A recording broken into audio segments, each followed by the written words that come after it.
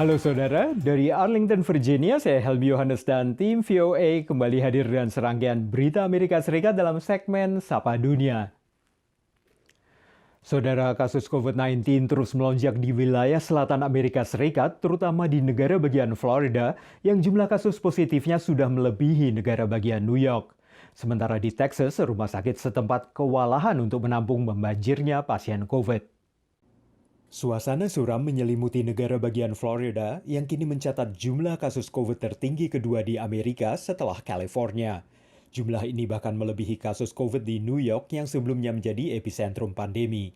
Lebih dari 50 rumah sakit di Florida dilaporkan kekurangan kapasitas tempat tidur di ruang perawatan intensif atau ICU. Rumah sakit di Texas juga dibanjiri pasien COVID dan situasinya sangat buruk, sehingga sejumlah pasien harus dipindahkan dari Rumah Sakit El Paso ke rumah perawatan lansia sebagai unit perawatan COVID. Jumlah pasien rawat inap mencapai tingkat tertinggi di 16 negara bagian, sementara di 9 negara bagian mencatat tingkat kematian tertinggi.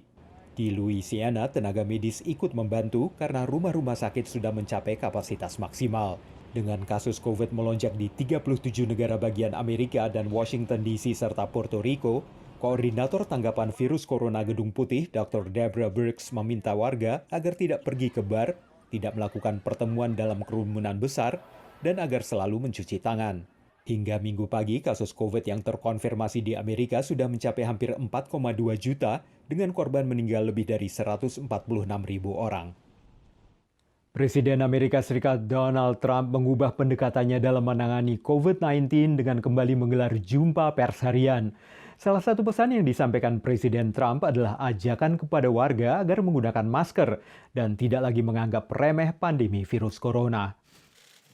Sempat absen 3 bulan, pekan lalu Presiden AS Donald Trump kembali menggelar pengarahan harian terkait COVID-19 dari Gedung Putih. Setelah berbulan-bulan menolak dan menganggap remeh penggunaan masker, Trump memasang fotonya menggunakan masker dan menyebut hal tersebut patriotik. Ia juga mengajak warga AS menggunakan masker. I have the mask right here. I carry it and I will use it gladly.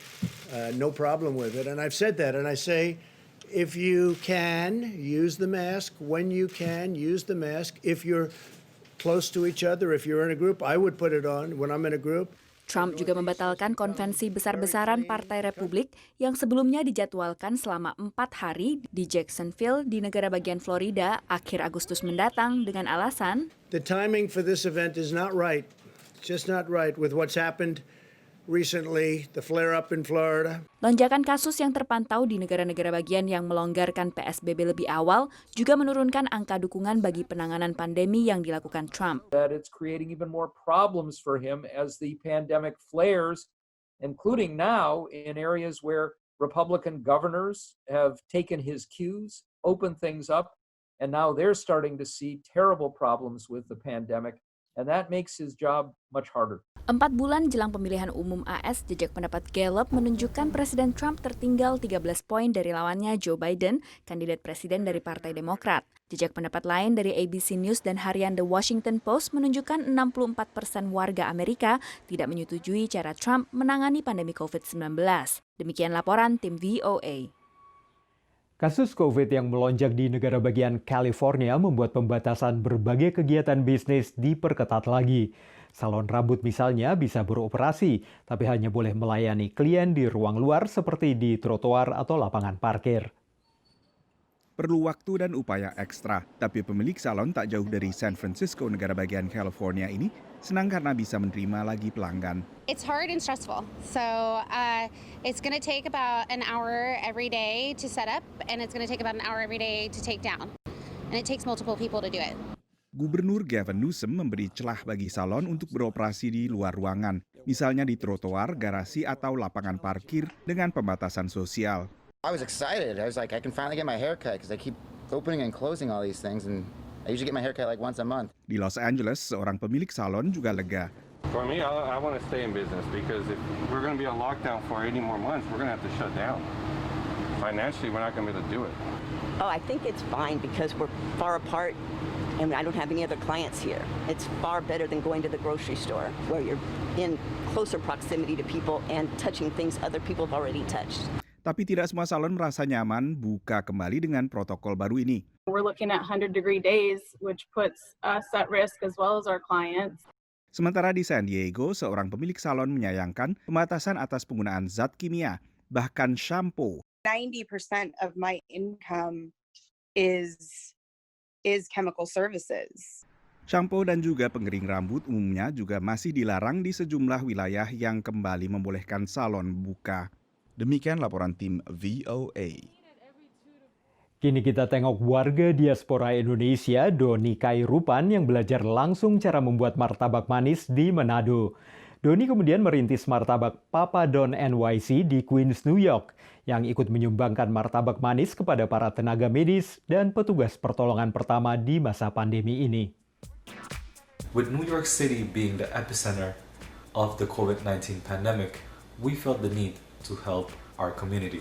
And that is how we came up with the Papa Don Care campaign and donated our martabak to essential workers all across New York City. Dibatalkannya sejumlah acara pop-up karena pandemi corona membuat Doni kehilangan peluang menjual camilan khas Indonesia yang dirintisnya sejak awal 2020. Walau bisnisnya kemudian terhambat, tidak menyurutkan langkah Doni untuk memperkenalkan martabak manis ke publik Amerika. Dibantu berbagai organisasi, Papa Don NYC menyumbangkan 2.000 martabak ke berbagai rumah sakit dan mereka yang membutuhkan. The COVID-19 pandemic gave us the clarity that we needed, that we are more than food vendors. We are part of the community.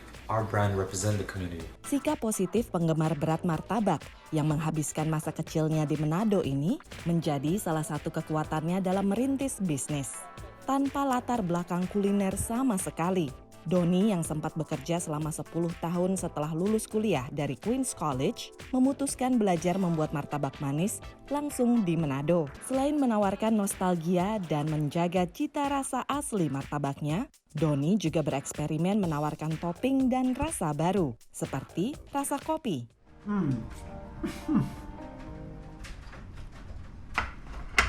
That's so good. Man, some coffee or some milk, so good. Even water, like, it's just amazing. Dari Queens, New York, tim VOA. Saudara, kami akan kembali dengan Sapa Dunia Senin depan. Terima kasih atas perhatian Anda. Dari Arlington, Virginia, saya Helmi Yohanes dan tim VOA.